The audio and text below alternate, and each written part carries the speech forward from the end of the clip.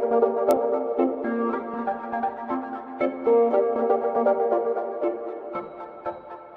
day, everyone, and welcome to me, TV.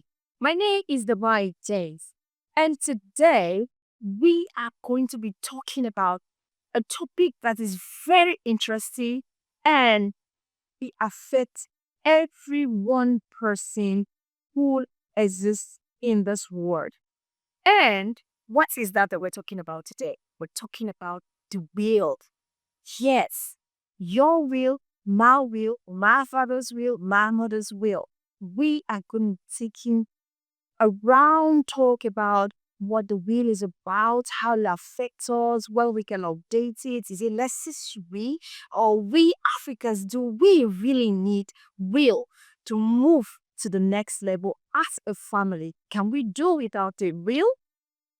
Even with the will being in existence, does it unite families or does it separate families? So today we have a distinguished lawyer, a very important personality who will be doing justice to this fantastic topic. And he is no other person than Barrister Emmanuel Abioye. He is the deputy president of the Judiciary Staff Union of Nigeria and also the Assistant Chief Registry of the Probate. Welcome, sir. Thank you very much. How are you doing? I'm good. Thank you, so. The topic today is about the will. Now, over time, there has been fracas between families when it comes to will, with what my father left, what our father left, who is to inherit this, who is not to inherit that. So today, I'd like him to briefly explain to us what it means to have a will and it's important. Thank you very much, Divine. We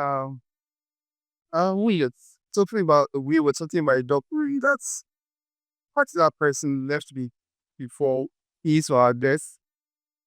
We define will as an ability document, that is document that speaks for the dead after death has gone.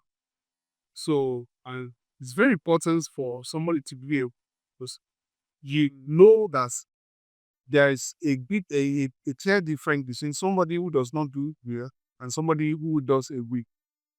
And it is actually because, the easy person could not come back or cannot see how to administer the estate anymore after it's long gone. So he has to make provision for the beneficiaries who are members of the family and whoever he wants to give away the properties that he has. Obviously, we cannot be here forever. Everybody will need to die one day or at a point in time. So, and it's very necessary that if somebody is planning for a case of any eventuality, we don't know when what will happen, the death will come. We don't know. So that's what it is necessary for somebody to prepare so as to appoint somebody he can trust. There are at least two people he can trust to see to me that they distribute all his belongings and properties, judiciously and rightly to those people he or she's going to leave behind. So having said that, it's necessary to do a will because after the death of a testator or a testatrix, the person who is a male owner of the will is a testator, and the female owner of the will is a tetratrix, as case may be. So, if at the end of the day somebody does not agree a will, we have seen a lot of in dispute and disagreements happening among family. So that they've been dragging issues after the death of the testator. And that is uncalled for, totally uncalled for, especially for people who are enlightened. It's necessary that somebody is enlightened. It must be enlightened to the extent that he knows that his property is not meant to be left behind without any executor. So executor are the people appointed to manage the estates after the death of the testator. So importance include but not limited to after the death of the testator, all the beneficiaries will be able to know this is what belongs to, and this is the mindset of the testator concerning his property, how he wants the property to be administered. So that's one of the reasons why it's very necessary and important for a testator to be a will before his pass. So, how often should he or she update his will? Well, there are some factors that determines how often somebody updates his or her will.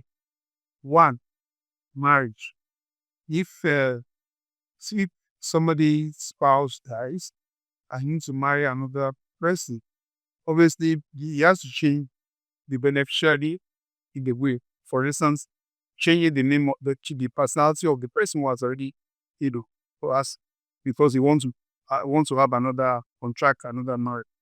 So it's very necessary if that's what you had. And also, if the person acquires more properties, you acquire more properties, there's no way you will not include it in your will. So you have to update it.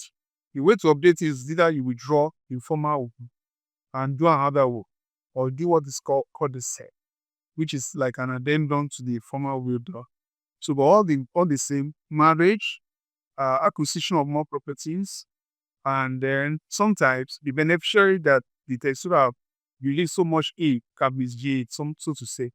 There may be change behavior of the executors that are made to be abusing the estate of the deceased after he has long.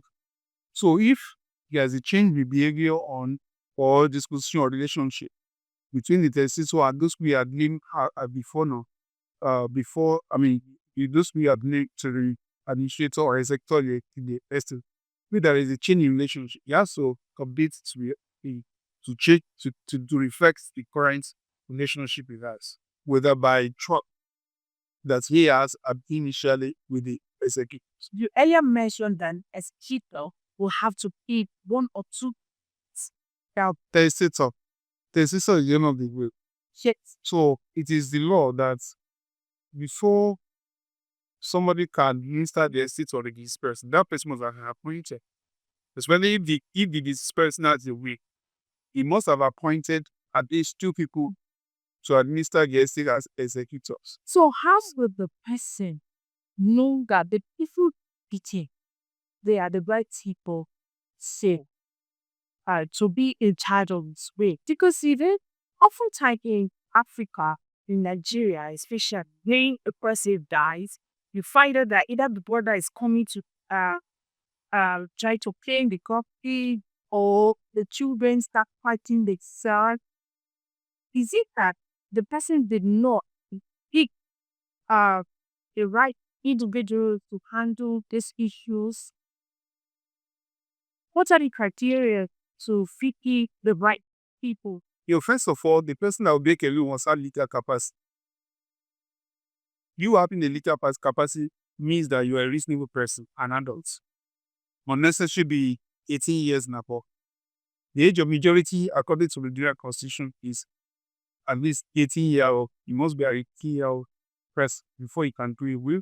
So legal capacity starts with the age. And then in addition to that, in reasoning faculty, the person who is going to make a will must be a reasonable person, must be in a good frame of mind. They must not be influenced. So if you know that the person who is making a will, that's why a lawyer is necessary to guide the person who's going to be the tester who would make a will. So now going to the question you asked me, what is the criteria? The criteria is nothing than what we call trust.